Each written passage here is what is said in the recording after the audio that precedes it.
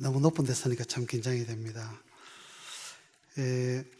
금요일 날 우리 목사님과 교역자님과 식사를 대접을 받았습니다.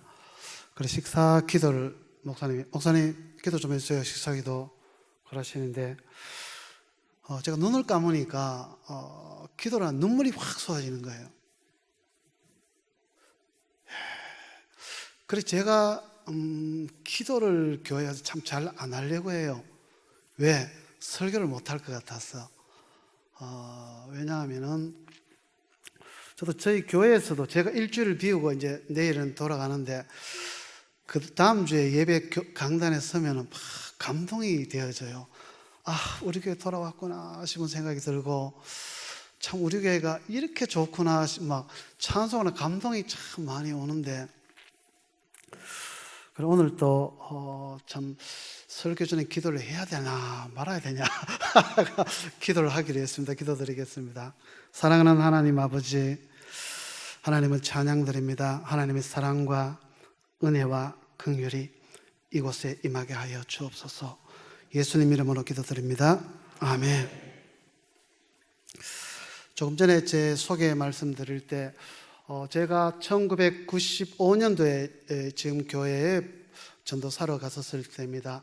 1년 뒤에 우리 앞에 계신 선임 목사님이 은퇴를 하시고, 그럼 저는 아직 신학교 졸업한 지 1년밖에 안 된 전도사입니다. 그런데 저희 교회에서 어떤 결정을 하셨냐 하면은, 박 전도사가 목사 될 때까지 저희들은 앞으로 목사 초빙을 하지 않겠습니다라고 당회에서 결정을 했어요. 목사 초빙을 하지 않으면 어떤 일이 생기냐면은 성찬식을 할 수가 없어요. 그 다음에 축도가 없어요.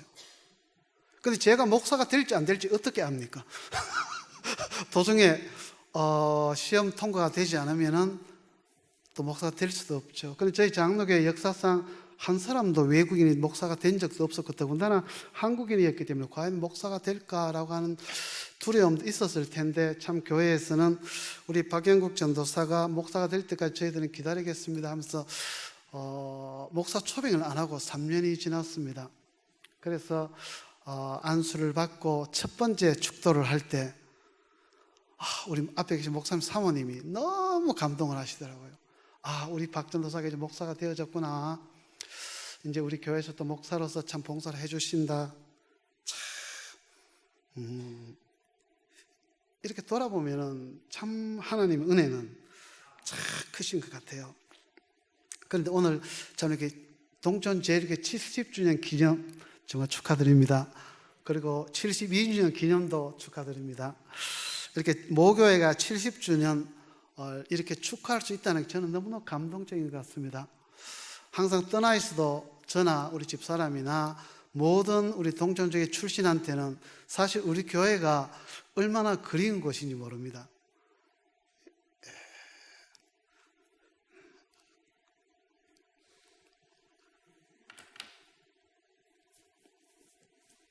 죄송합니다.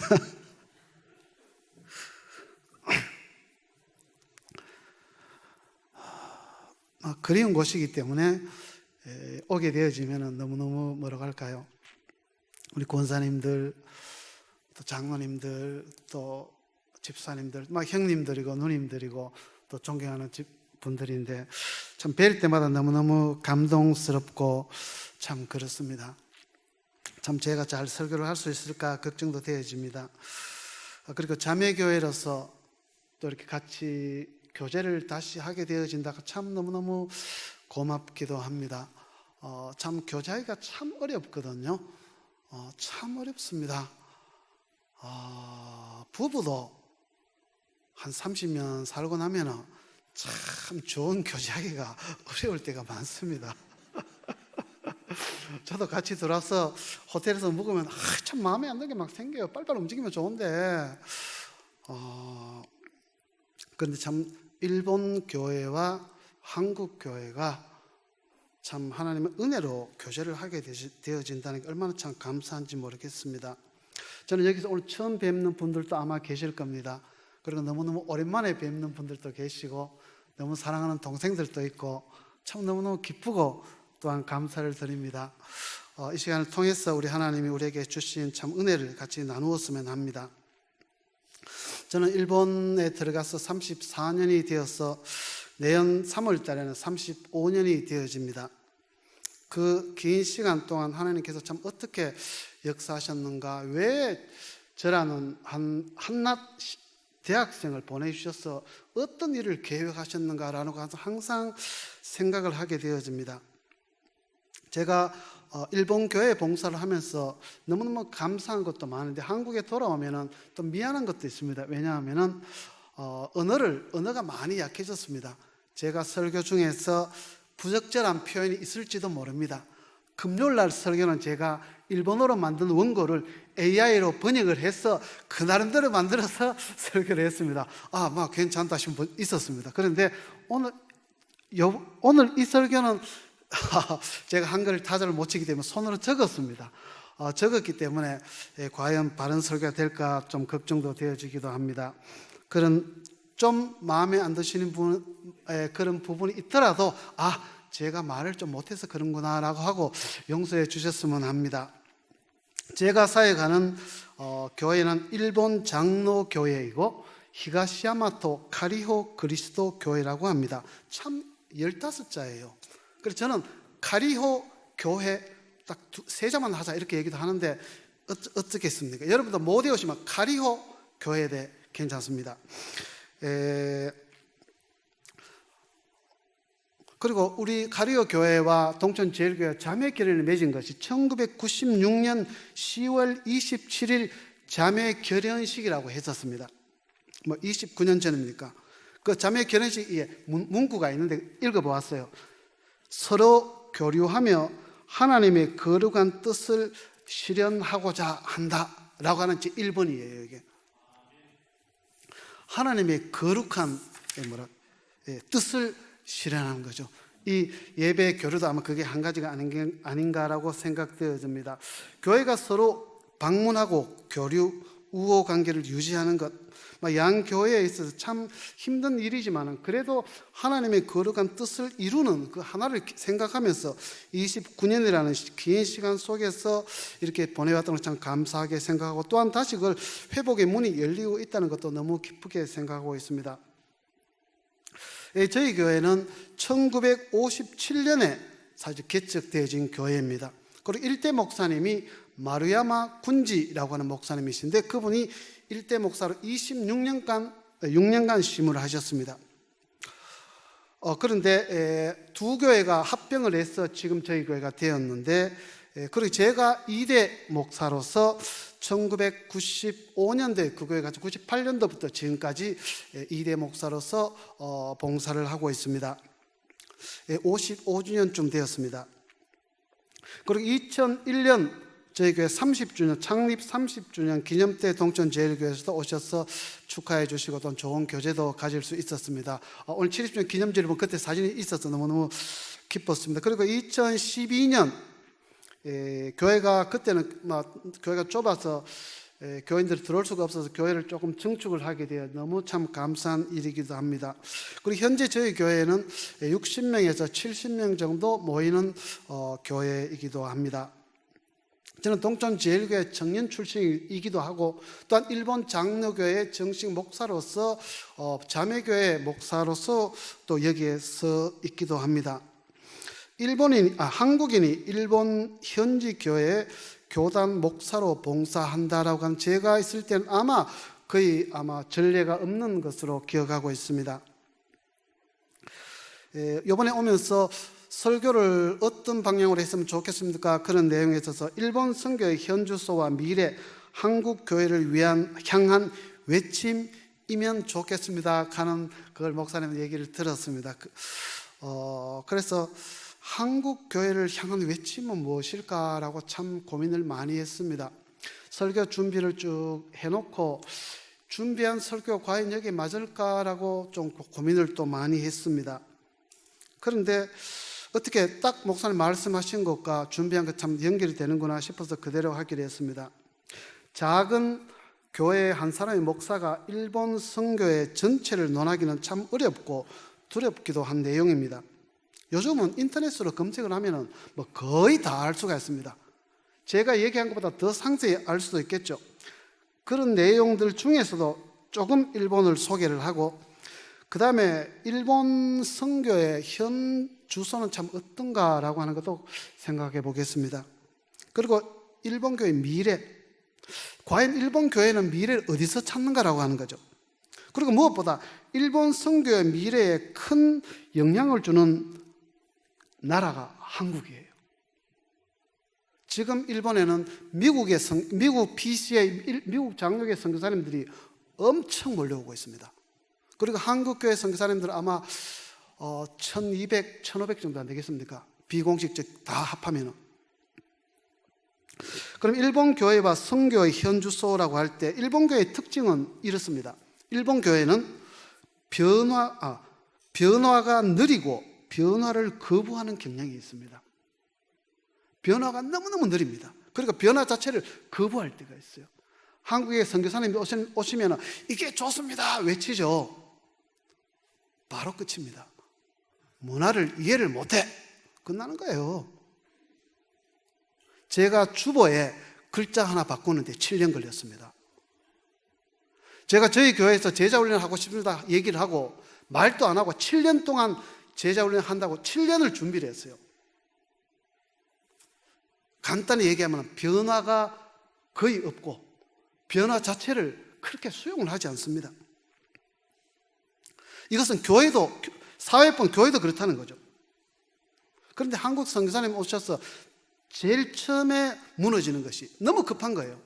미국에서 한국 오시면 제일 먼저 배우는 말이 빨리빨리라고 하는 말을 들었는데 저도 교회에서 항상 빨리빨리 해요. 근데 요즘은 그냥 제가 좀 많이 느린 것 같아요. 장로님, 목사님 빨리 안 해요. 그럼 천천히 하죠. 뭐 내년에 안 오는 것도 아니고. 그 가만히 있어요, 그냥. 왜? 천천히 가는데 뭡니까? 개울을 지나서 돌다리도 두드리고 이러면 안 지나가요. 두드리고 아니죠, 그냥 안 지나가고 있어요. 참 놀랍죠. 근데 일본 교회도 성장한 게 폭발적으로 두 번 있었습니다. 첫 번째 언제냐 하면 1549년 가톨릭인데 그때 이제 프란시스코 자비에르라는 선교사가 들어왔을 때 그때는 이분이 일본을 참 연구를 많이 한 분이었어요. 이분은 연구를 많이 해서 들어오신 분인데 이분이 들어와서 그때 처음 선교가 되어졌는데도 불구하고 폭발적인 선교가 되어졌습니다. 왜냐하면 그 자비에르 선교사 그 뒤에도 찾아보면은 너무너무 일본 문화에 깊이 적응을 했었어요. 일본 문화에 적응한 선교 정책으로 선교를 시작해서 그때 일본에 아마 너무너무 많은 부흥이 일어났습니다. 그 다음에 두 번째 선교는 언제냐 하면 1945년 전후 시대입니다. 그때 아마 한국에 잘 알려지지 않은 내용이 무엇이 있냐 하면은 일본 2차 대전 때 2차 대전이 끝나고 전 국민은 이렇게 생각했답니다. 나라가 우리를 속였다.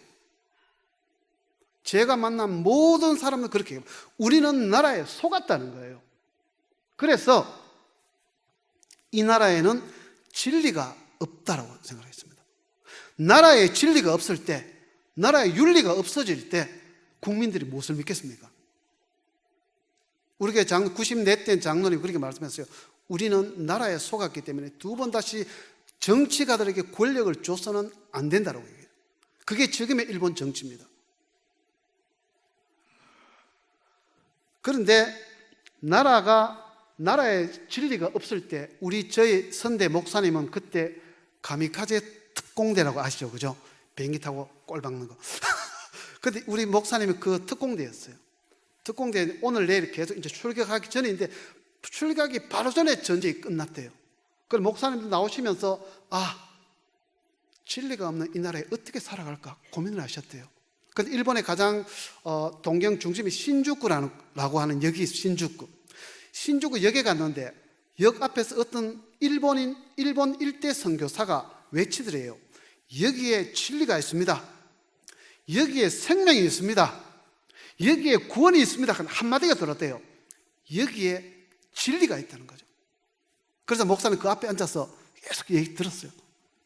그리고 목사님은 그곳에서 예수님을 영접을 하고 신학교를 가고 목사가 되어져서 저희 교회 일대 목사님이 되었습니다. 진리가 없는 곳에 진리가 선포되어졌을 때 그 진리는 한 사람을 목사로 헌신케 하시고 또한 그 목사를 통해서 새로운 교회의 역사를 열어주셨던 거죠. 그게 진리라는 거죠. 저는 교회에는 진리만 살아남아야 된다고 생각합니다. 교회에는 정치가 있을 수가 없어요. 저는 우리 장로님들과 얘기를 하면서 목사 안수를 받고 첫 번째 당회를 할 때 이렇게 말씀드렸어요. 장로님, 제가 목사로 있는 한은 저는 무조건 만장일치로 하겠습니다. 모든 결정은. 불과 4사람의 장로를 설득시키지 못하는 일은 전 교인에게 말할 자신도 없을 뿐더러 그만두겠습니다. 아니면은 4분 장로님이 설득될 때까지 계속 밀어나가겠습니다. 장로님 다 그걸 받아들였었어요. 그래서 30년 동안 단 한 번도 만장일치가 안 된 일이 없어요. 교회 정축할 때 여러분 돈이 얼마나 듭니까? 우리 조그마한 교회에 8억 8천이 들었어요. 정축 조그마한 목사관 사는데 8억 8천 들었습니다. 그런데 단 한 사람의 잡음도 없이 반대도 없이 교인들도 물론 만장일치를 저는 원합니다. 왜냐하면 진리일 때는 만장일치가 되어야 된다는 거예요. 참 일본은 힘든 곳인데 진리가 교회를 이끌어 간다라고 하는 것을 우리 선대 목사님 통해서 저는 배웠고 선대 목사님 하신 일을 저는 따라서 지금도 하려고 하고 있습니다. 그 전쟁이 끝나고 벌써 80년이 지났습니다. 일본에서 80년 기념 발표한 것도 있는 걸로 알고 있는데 80년 후 과연 일본은 어떤 상황이 되어지고 있는가? 현재 교회는 어떤 상황인가 봤을 때 일본이 지금부터 100년 전에 1%가 크리스찬이었습니다. 100년이 지난 지금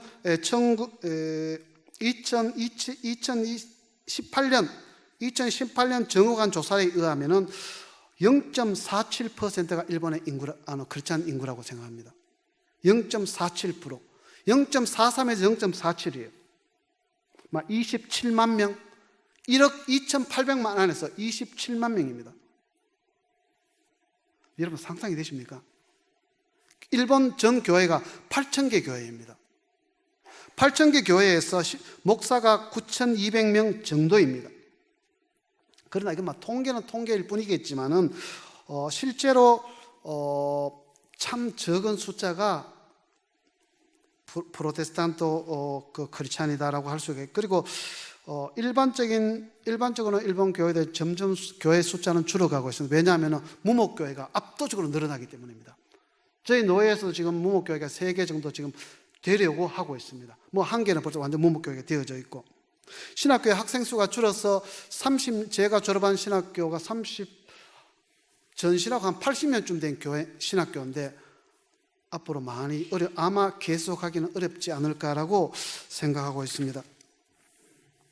그리고 제가 속한 일본 장로교회는 저희 일본 장로교회를 조금 소개하려고 해요. 장로교회는 지금 60년쯤 되었습니다. 그리고 60년 되었는데 저희 미국의 PCA 미국 장로교회와 60년 이상 교제를 하면서 도움을 받으면서 지금까지 연합한 서로 협력하는 선교 관계를 하고 있습니다. 저희 장로교회는 6개 노회가 있는데 한 노회가 제가 속한 교회가 16개 교회, 그 다음 노회가 6개, 9개, 18개, 13개, 7개 참 작은 교회입니다. 다 합해서 69개 교회입니다. 그런데 전 교인 예배 출석자가 2,317명, 이게 원래 이야기입니다. 그런데 112% 증가했습니다. 기도회는 아주 숫자가 적습니다. 그러나 기도회도 지금 증가는 하고 있습니다. 대부분 모든 교회가 조그만하고 10명, 일본 전체 통계는 20명에서 25명 일반 교회 숫자입니다. 예배자라고 볼 수 있습니다. 그리고 급격한 고령화도 있습니다. 저희 교회 제일 나이 많으신 분이 선임 목사님 97입니다. 그 다음 장로님 94입니다.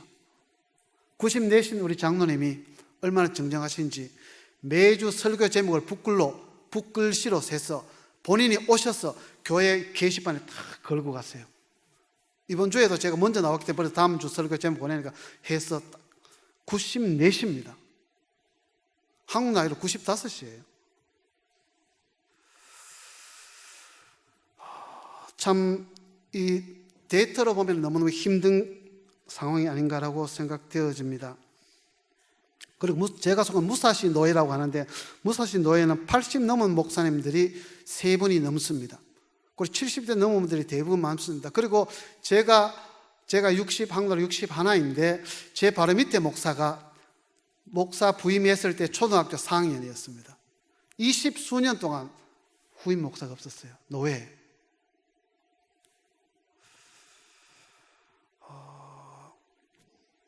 이 정도로 참 교회가 참 심각하고 어려운 상황이 있지만, 그런데 또 일본 교회 참 또 중요한, 일본은 한 번 결심을 하면 변하지가 않습니다. 30년 전에 저희 교회에 오신 분이 30년 지난 지금도 그 자리를 지키고 계세요. 그리고 밖에서 오면 어서 오십시오, 등록교회님 환영합니다, 그렇게 환영 안 합니다. 그렇게 환영 안 해요. 오셨어요. 그런데 그분이 교회에 등록을 하면은 떨어질 수가 없어요. 30년이 지나든 50년이 지나든 70년이 지나든 그 자리 지킵니다. 제가 저희 교회 갔을 때 우리 94된 장로님이, 저는 그 초빙 받을 때 참 설교에 길면 많은 얘기를 나누고 싶습니다만, 제가 이제 인사하러 갔었어요. 그런데 우리 장로님이 전사님 오셨어요 하고는 당회에서 저를 받을 때 은원을 해드릴 거 아닙니까? 아무 은원도 안 하시고, 근데 전사님 언제 오실 겁니까? 그러더라고요. 그래, 일단 와서 설교를 해주셔야 되는데, 장로님 제가 설교하러 올 시간이 없습니다. 그러니까 그럼 언제 이사 오실 거예요? 그러더라고요. 그렇게 정해도 됩니까? 뭐 다 정했으면 괜찮습니다. 그런데 그 말씀이 30년이 지난 지금도 변하지 않습니다. 이 장로님은 전도사일 때부터 제 옆에 선 적도 한 번도 없었습니다. 꼭 100년 전에 어떤 장로님 이야기였습니다. 옆에서 한 발 뒤에 따라오세요. 물론 저도 그 장로님을 부모님처럼 참 공경하고 섬기고 있습니다. 한 번 먹은 결심은 변함이 없다. 제자훈련을 하는데 제자훈련 할 사람 모이세요 라고 안 했습니다. 제자훈련 하실 분은 제자훈련 받는 이유를 설명하고 신청서를 내십시오 했어요. 왜냐하면 일본에는 자기가 받는다고 결심을 하고 낸 사람은 절대로 그만두지 않기 때문에, 그런 분들한테 참 섬김을 받으면서 그래서 지금까지 올 수 있지 않았는가라고 생각되어집니다. 지금 저희 장로교회는 한국인 선교사가 꽤 많습니다. 현지 목사로 부임한 사람이 저를 포함해서 4사람이 있습니다. 그리고 선교사로 오신 분이 7분이, 총 11분이 지역교회 목사로서 섬기고 있습니다. 69교회에서 11교회예요. 엄청난 비율입니다. 그리고 PCI 미국 장로교회에서는 앞으로 장로교회 목사보다 더 많은 숫자를 일본으로 파송할 예정이라고 들었습니다. 그분들의 협력과 도움으로 지금 장로교회에서 참 일을 하고 있는 걸로 생각되어집니다. 정체된 교회 개혁보다 개척교회의 새로운 시작을 PCA 장로교 선교사님들은 많이, 그래서 일본 지금 개척을 너무너무 많이 하고 있습니다. 그러면 일본 선교에 있어서 일본 선교와 한국인의 관계성에 대해서 조금 생각해 보려고 합니다만, 1990년에서 2010년 사이에 한 20년, 25년 사이에 어떤 일이 있었냐면, 일본에는 제자훈련 무브먼트가 일어났습니다. 일본 전국에서 많은 교회들이 제자훈련에 관심을 가지고 서울의 사랑교회를 방문하게 되어지고, 그리고 어마어마한 교회가 제자 공부에 시작을 하게 되어졌는데, 저는 그 모습을 보면서 한국 교회가 일본 전체를 뒤집어 엎는다고 봤습니다. 너무 좋은 방. 너무너무 흥분을 하고 있었습니다. 그런데 그런데 지금부터 15년 전쯤 제자 훈련을 주도하는 한 사람의 선교사가 큰 문제를 일으키면서 일본의 메인 텔레비에 뉴스에 수갑 차고 들어가는 모습이 나오는 사건이 생겼습니다. 지금 이거 이해되십니까? 한국 선교사가 20년 가까이 일본의 제자 훈련을 주도하던 그 한 사람의 선교사가 메인 9시 뉴스에 수갑 차고 잡혀가는 게 텔레비에 나왔다는 거예요. 그 한 번의 사건으로 일본 교회는 풍지박산이 났습니다. 예수님의 명령인 제자훈련은 할 수가 없었습니다. 누가 한국 선교사를 믿겠습니까? 저희 노회에서도 괜찮냐? 얼마나 그런 일이 많은지 모릅니다. 그 한국 사람은 저도 한국 사람이기 때문입니다.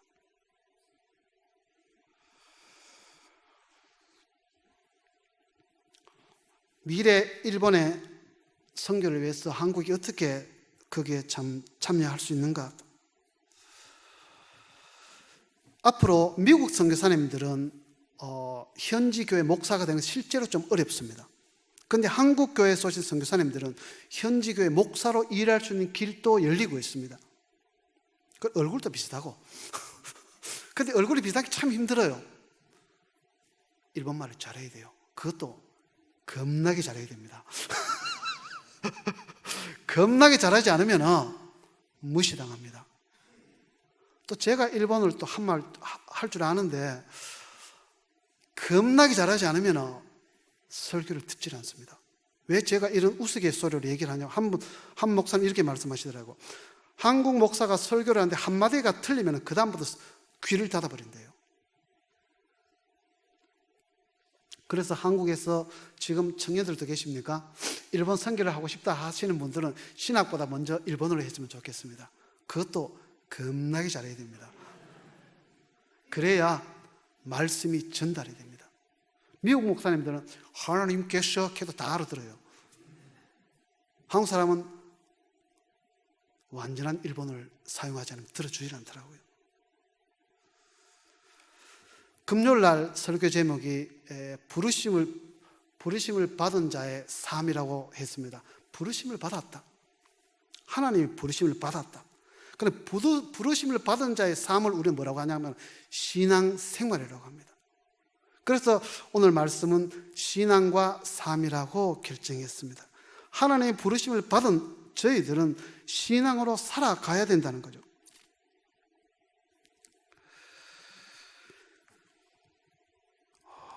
저는 일본에서 사역을 시작하면서 참 긴 시간을 보냈지만은 실제로 한국 사람이 일본 교회에서 사역하는 그렇게 쉽지가 않습니다. 왜냐하면 일본에서도 한국 사람이 일본 싫어하는 거 다 알고 있습니다.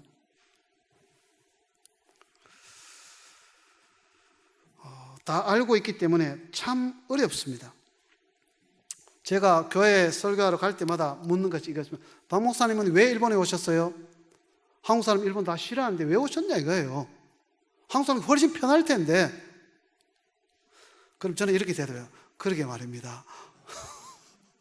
그러게 말입니다 하고 그냥 넘어가요. 또 물으면 이제 자세히 설명을 해요. 왜 하나님이 어떻게 부르셨는지 얘기를 하는데 그렇지 않으면 허허허 그냥 넘어갈 때가 참 많습니다. 그래서 싫어하는 나라의 사람이 싫어하는 나라에서 사역을 한다는 것이, 교회는 사랑의 공동체잖아요. 목사는 교인들을 죽도록 사랑해야 돼요. 그건 뭐 말이 필요가 없어요. 목사는 자기 몸보다 사실 교인들을 더 사랑해야 돼요. 그렇지 않고는 목회가 될 수가 없다는 거죠. 그런데 교인들도 목사를 겁나게 사랑해야 됩니다. 목사는 사랑으로 먹고 살잖아요. 저는 이번에 우리 신지 보니까 신지 너 잘생겼다 많이 그러시더라고요. 저도 우리 교회 가면은 우리 목사님 잘생겼다 그래요. 그게 뭔지 아십니까? 참 어린 목사를 나이 30밖에 안 되는 그 어린 목사를 자녀처럼, 목사처럼 너무너무 사랑해 주셨어요. 저는 그걸 잊을 수가 없어요. 지금도 마찬가지입니다. 제가 왜 동천 재력에 오면 참 눈물이 나냐 하면 모든 분들을 보면 사랑을 느끼기 때문입니다. 그래서 목사는 성도님들의 사랑으로 참 살아가는데 참 많은 분들이 목사님을 사랑하고, 목사님은 성도 사랑하지 말라고 해도 죽도록 사랑합니다. 그게 일인데 뭐요. 사랑하기 위해서 살아가는 게 일이기 때문에. 일본에는 한국 선교사들이 정말 많습니다. 그리고 열심히 하고 있습니다. 좋은 결과도 얻고 있습니다. 하지만 지금도 가슴에 응어리는 해결되지 않는 모습으로 선교를 하고 있는 상황이 있습니다. 이 가슴의 응어리를 해결하지 않는 상태에서 선교를 한다는 것은 목회사에게 너무나 큰 방해가 되고 있습니다. 왜 한국은 80년 전 전쟁을 아직도 잊지 않고 지금도 물고 늘어지냐라고 적어도 일본에는 생각하고 있습니다. 일본에는 잊어버리라 하는 문화가 있어요. 어떤 분이 저에게 박 목사님, 왜 80년 전을 그렇게 기억하고 미워합니까? 하길래 제가 이렇게 대답했어요. 무슨 얘기합니까 지금? 우리는 80년이 아니고 400년 전부터 올라갑니다. 임진왜란까지. 지금 80년 우리한테 그건 잽도 아니라 이거죠. 우리 민족은 400년 넘은 그 역사도 기억하고 그 토요토미 히데요시부터 시작해서 울분을 감추고 있는데 지금 무슨 얘기하는 겁니까? 깜짝 놀라는 거예요. 우리 민족 안 그렇습니까? 이 깊어요, 골이. 한번 미워하면 감당이 안 돼요. 400년 전 거를 아직도 기억하고 있으니까요. 그 누군지도 모르는데. 너무나 긴 시간 동안 우리 민족은 고통을 당했고 한두 번도 아니고 너무너무 오랫동안 상처가 되어졌고 그 상처가 지울 수 없을 경우에는 흉터가 남는 거죠. 저도 물론 흉터를 갖고 살아가고 있습니다. 이 흉터가 너무나 선교에 부담이 되는 거죠. 너무 큰 죽음보다도 더 큰 아픔을 경험하고도 그리고 자신을 미워해서 노예로 판 형들을 용서한 그 요셉을 저는 항상 생각합니다. 요셉은 어떤 마음으로 형을 대했을까라고 하는 거죠. 저는 일본에서 저보고 항상 일본 사람이라는 말을 많이 듣습니다. 박 선생님은 일본 사람하고 똑같아라고 하는 얘기를 많이 듣는데 그것은 제 마음속의 응어리가 사실은 어느 순간 없어졌기 때문입니다. 감히 제가 이 자리에서 과거를 잊고 미래지향적인 신앙으로 살아갑시다 라고 저는 말할 수가 없습니다. 하지만 하나님의 부르심은 우리의 신앙으로 주어졌습니다. 그 신앙을 가지고 결심하고 하나님 뜻에 순종하는 것이 우리의 삶인 것은 분명합니다. 교회는 부르심의 공동체이고 사랑의 공동체이고 용서의 공동체입니다. 조금 전에 저는 찬송을 하면서 참 찬송이 너무 참 가슴에 와닿습니다. 주님의 은혜로 용서하시고 나를 자녀 삼아 주셨다. 그리고 또 이런 말씀 드렸죠, 그죠? 주님의 사랑으로 주님의 사랑을 주께 고백합니다. 주님의 사랑이 뭐겠습니까? 주님의 사랑은 십자가 아니겠습니까? 십자가는 우리를 위해서 흘리신 피이고, 근데 참 이 응어리를 안고 살아갈 때 우리의 삶 자체가, 선교 자체가 너무나 걸림돌이 되어집니다. 그러나 신앙의 삶에는 언제나 큰 갭이 있을 수가 있습니다. 즉 자기가 알고 있는 지식의 신앙과 살아가는 삶의 분리가 된다는 거죠. 우리는 오늘 또 엎드려 하나님, 나는 당신에게 나아갑니다. 당신을 사랑합니다. 나의 사랑은 당신을 고백합니다. 찬송을 드렸습니다. 그 찬송을 드린 고백이 어떤 사랑의 모습일까라고 항상 저는 생각을 합니다. 조금 전에 읽은 창세기 45장 4절에서 8절을 보면은 요셉이 애굽으로 발려갔습니다. 그리고 그 발려간 일들에 대해 요셉이 이렇게 대답하면, 당신들이 판 내가 요셉이다. 그런데 당신들은 나를 팔았지만은 하나님은 생명을 구원하시려고 나를 먼저 보내셨다. 그 먼저 보내셨다라고는 얘기를 많이 합니다. 그리고 7절에 요셉이 애굽에서 왔을 때 하나님의 큰 구원 계획이 먼저 있었다라고 하는 거죠. 8절에 즉 나를 애굽으로부터 보내신 분은 하나님의 구원 계획이었다. 참 이상하지 않습니까? 죽도록 고생을 했는데, 노예로 팔려갔는데, 그것도 감옥까지 들어갔는데, 그리고 사기를 당했는데, 그런데 요셉은 나를 이곳을 보내신 분은 하나님의 구원 계획이었다는 거죠. 그리고 그러면 형들이 과연 요셉이 찾아왔을 때 죄를 고백했는가? 잘못해서 얘기는 이렇게 찾아보면 특히 50장 18절을 보면 엎드려 용서를 구한다라고 나오고 있습니다.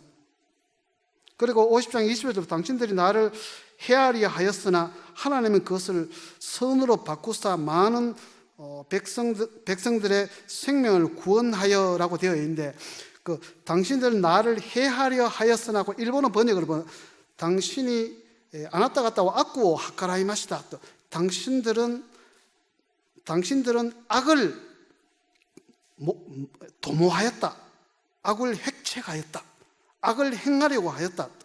그러나 하나님은 그것을 좋은 것을 위해서 바꾸셨다. 요셉은 형들이 악을 행한 것을 분명히, 당신들은 악을 나에게 행하였습니다. 분명히 그것은 악을 행한 것은 변함이 없다는 거죠. 그러나 형들의 악을 선으로 바꾸신 하나님을 그 자리에서 고백하고 있는 거죠. 요셉은 역사에 있어서, 개인 인생에 있어서 하나님이 어떤 분이신가라고 하는 것을 고백하고 있습니다. 우리에게서 예수님이 어떤 분일까요?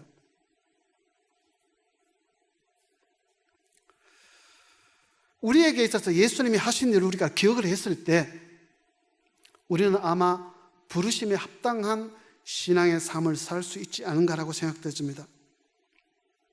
우리는 하나님의 선하신 계획이 완전하다고 믿고 있습니다. 이것은 이제 하나님의 섭리를 믿고 있다라고 얘기하죠. 그죠? 그 내용이 어떠하든 하나님이 계획하신 것은 완전하고 선하다라고 하는 것이죠. 역사에 있어서도, 개인 삶에 있어서도 하나님 섭리를 믿고 받아들인다. 역사관, 개인, 교회, 가정에 있어서. 창세기의 요셉의 형들의 회개는 몇 군데 나오지만 그 회개가 정말 회개인가라고는 잘 알 수가 없지만은 두려워서 한 것인지 아니면 피하려고 한 것인지 잘 모르겠지만은 정말로 그들이 회개했건 안 했건 하나님의 행하신 일들은 완전하다는 거죠. 중요한 것은 요셉은 자기 인생에 있어서 어떤 일이든지 그것이 악이든 선이든 하나님의 구원 계획을 위하여 일어난 것임을 믿고 있었다는 거죠. 우리들은 모두 상처를 갖고 있지 않습니까? 가정에서도 상처를 가진 사람들이 많습니다. 부모에게 상처받은 사람이 얼마나 많습니까? 교회에서도 상처받은 사람들이 생각보다 많다는 거예요. 내가 2번 다시 그 교회에 갈 거냐라고. 내가 다시는 장로를, 목사를 못 믿겠다는 거예요. 그거는 말씀을 안 믿겠다는 거랑 똑같은 얘기예요. 하나님이 하시는 섭리를 믿는데 그게 악이든 선이든 하나님은 그 모든 계획들을 선으로 옮겨주신다고 약속하셨는데 우리가 누군가를 용서한다라고 하는 것은 어떻습니까? 관용이라고 하지 않습니까? 참 사랑이 많다고 합니다. 관용이 있다고 하면 저는 그렇게 생각하지 않습니다. 감히 사람이 사람을 용서할 수 있을까요? 저는 없다고 봅니다. 그런데 저는 잊어버립니다. 용서는 잘 못하는데 기억력이 잘 없으니까 거의 잊어버려요. 그러니까 제 기억은 좋은 기억밖에 안 남아있더라고요. 너무너무 힘들었어요. 그때 참 재밌었지, 그지? 뭘 밥도 없었고. 그때 돈이 없어서 애들 학교를 어떻게 보내냐. 학교 들어가는데 한 번에 1200 정도, 1500 들어가요. 그 돈을 어떻게 구합니까? 지금 생각하면 웃을 수밖에 없어요. 와, 어떻게 그걸 해결했냐 이거예요. 누가 돈 갖다 주는 일이 있을 수가 있겠습니까? 그러나 어떤 어려움이든 그게 선이든 악이든 하나님은 그 모든 일을 통해서 구원 계획을 이루어 가신다라고 하는 선한 계획은 변함이 없다는 거죠. 저는 교회에서도 그렇다고 생각합니다. 제가 동천제일교회를 말만 식사 시간 때 누가 참 웁니까? 주책스럽게. 왜 눈물이 나냐 하면 상처가 있기 때문이에요. 저는 우리 장 목사님을 통해서 동천제일교회가 가지고 있는 한 가지 그 쓴뿌리의 상처들이 참 치유되기를 참 원합니다. 신앙의 삶으로 살아갈 때 저는 치유된다고 믿고 있습니다. 성령님의 역사가 있기 때문이죠. 누가 누구의 상처를 보듬겠습니까? 니는 몰라. 대반 이렇게 나와요. 네가 뭘 아냐 이거예요. 그때 사건을. 하나님 모르시겠습니까? 하나님만이 그 상처를 보듬어 주신다는 거죠.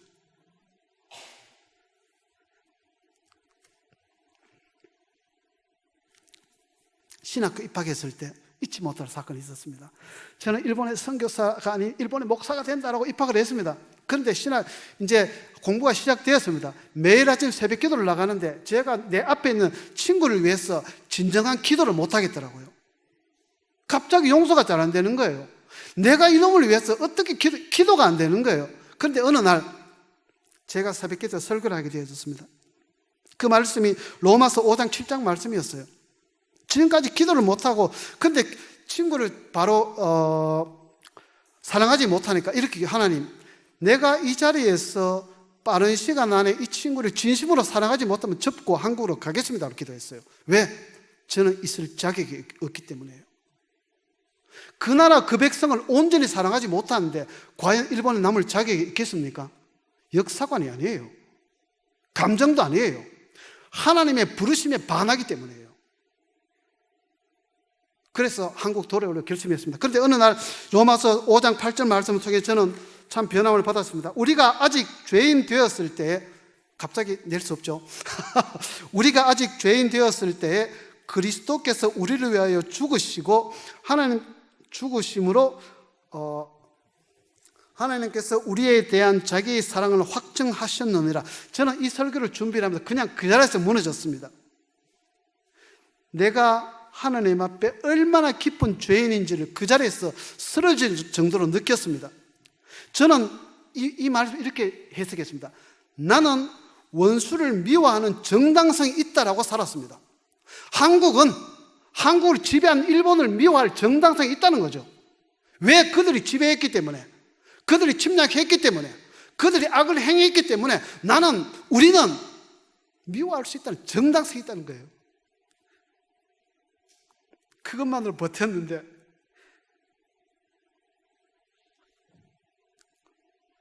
예수님은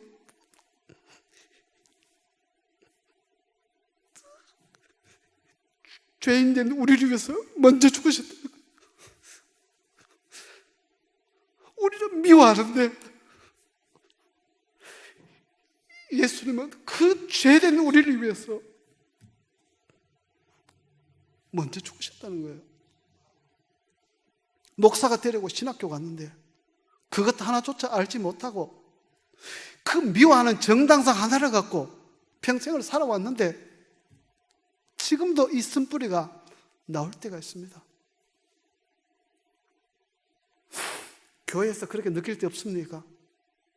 지가 나한테 어떻게 했는데 내가 어떻게 그놈을 용서하냐고. 일본이 우리인데 어떻게 했습니까? 겪지 않았지만은 역사가 증언하지만, 그러나 예수님은 우리가 아직 죄인 되었을 때 그리스도께서 우리를 위하여 죽으심으로 하나님께서 우리에 대한 자기의 사랑을 확증하셨느니라. 우리는 사랑의 공동체라고 말씀드렸습니다. 우리는 사랑하기 위해서 태어난 공동체가 아니겠습니까? 어떤 완전한 자가 존재할 수가 있겠습니까?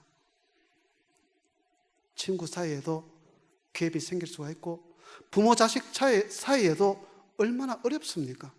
부부도 그렇습니다. 그러나 그 상대가 완전해서가 아니라 예수님은 우리가 죄인 되었을 때에 죄인이 뭡니까? 하나님을 부정하는 게 죄인입니다. 하나님을 적대하는 게 죄인 아니겠습니까? 하나님을 알지 못하는 것이 죄인입니다. 그럼에도 불구하고 우리를 위해서 먼저 죽으시다. 용서하신 게 아니고 죽으심으로 용서하셨다는 거죠. 그 사랑의 부르심을 받은 우리가 신앙의 삶을 산다는 거죠.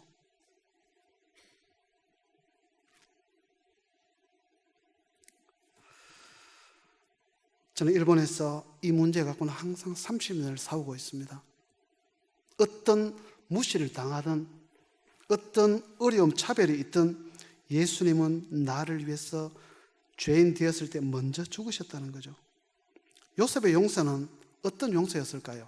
요셉이 너무너무 인격적으로 훌륭해서 저는 그렇게 생각하지 않습니다. 요셉도 좋은 사람일 수 있지만 보통 죄인입니다. 그러나 요셉의 용서를 보면은 요셉의 용서 안에는 이스라엘의 구원으로 연결을 시키고 하나님의 구원의 요셉의 용서를 통해서 그 한 민족에 나타났다는 거죠. 우리 한 사람의 용서가, 우리 한 교회의 용서가 일본이라는 그 큰 나라의 구원을 이루어 나갈 수 있는 큰 길을 만들어가지 않는가라고 생각되어집니다. 우리는 지난 80년, 400년 전 임재유랑까지 올라가는 그 참 마음속에 참 응어리가 있잖아요, 그죠? 400년 잊지 않아도 된다고 생각합니다. 80년도 가지고 계셔도 될 그 응어리만큼은 예수님의 피로 잘 씻겨가길 원합니다. 너무 오랫동안 미움의 정당성의 노예가 되어 있는 우리가 아닐까 생각되어집니다. 우리는 미움의 정당성의 노예입니다. 신앙의 삶을 방해자인 그 미움의 노예가 되지 말고 하나님이 요셉을 통해서 이루어진 한 가지를 통해서 요셉은 형들을 미워하고 죽일 수 있는 정당성까지 가지고 있었지만은 어떤 곳에도 요셉의 미움과 분노를 발견할 수는 없었습니다. 그 이유는 왜 하지 않았나 하면 요셉은 하나님의 뜻을 품고 사는 자였기 때문입니다. 하나님의 뜻이 요셉의 품속에 있었기 때문에 요셉은 분노와 미움보다는 하나님의 용서를 알고 있었다는 거죠. 즉 요셉을 통해 일하시는 하나님을 신뢰했습니다. 하나님의 구원 계획을 믿는 삶을 살았다는 거죠. 저는 일본에서 아마 앞으로도 너무나 작은 사역밖에 할 수 없을지 모릅니다. 그러나 하나님을 이 한 사람을 통해서 그곳에 심어주시고 이 한 사람의 한국인을 통해서 그 지역에서 어떤 구원 계획을 가지고 계실까, 그것을 지금도 저는 참 가슴이 뜨겁게 느껴지고 있습니다. 그래서 형들에게 미움과 복수보다 하나님의 구원 계획을 전하였다. 하나님은 그들의 생명을 구하시려고 나를 먼저 보내셨다라고 고백하고 있습니다. 노예로 팔려서 죄 없이 감옥에 들어가고 배신당하고 그 모든 고통은 형들이 노예로 팔았기 때문에, 그곳에 먼저 보내졌기 때문에 그 악이 선으로 변화되어지고 하나님의 구원 역사가 그곳에서 이루어지기 시작했습니다. 일본 선교의 미래는 한국 교회가 많은 영향을 주게 될 것이라고 믿고 있습니다. 하지만 하나님의 섭리와 구원 계획에 대한 신앙의 문제가 앞으로 선교에 있어서는 가장 큰 벽이 될 수도 있습니다. 제가 일본에 와서 선교사님의 얘기를 나눌 때 일본에서 어떻게 생각하세요? 턱 터놓고 얘기하면 그 응어리를 항상 볼 수가 있어요. 그런데 감사하게도 저는 일본을 생각하면 참 가슴이 먼저 미어집니다. 언제까지나 참 그 미움 속에 살아가는 일본도 하나님의 사랑을 전하는 선교사까지도 그 응어리를 지우지 못하고 있는데, 우리가 그들을 용서하는, 용서하기보다는 왜 그들을 포용해야 되느냐? 그리스도 안에서 너희를 용서하라라고 했기 때문에, 우리가 죄인 되었을 때 주신 그 용서함을 우리가 입었기 때문에, 우리 용서하는 부르심을 받았기 때문에, 그 용서함으로 이 땅에 살아갈 때 여러분 가정 문제 해결 안 되겠습니까? 저는 해결되라고 믿습니다. 자녀 문제 해결 안 되겠어요? 이 배은망덕 해결될 겁니다. 교회에 대한 응어리 저는 없어지리라고 생각합니다. 하나님은 은혜로 채워진다고 생각되어집니다. 우리는 용서받은 자이며 또 용서하는 자로 부름받았습니다. 용서받은 자의 삶이 신앙의 삶이라고 할 때 미움의 정당성이 아닌 용서받은 자의 부르심을 받고 살아가는 삶이 되길 진심으로 기도드리겠습니다.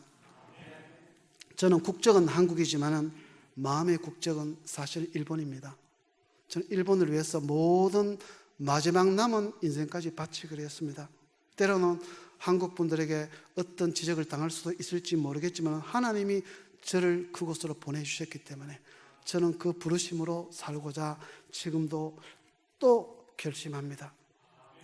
일본 선교를 위해서 물론 잊어가는 것도 많이 있습니다. 하지만 우리 하나님이 우리 가정과 또 우리 교회 속에 심어주신 귀한 사역들을 통해서 앞으로도 또 동천 제일교회도 제2, 제3의 하나님의 용서하심의 부르심을 받은 자가 또 선교의 사명으로 일본과 또 세계로 나아가길 진심으로 원합니다.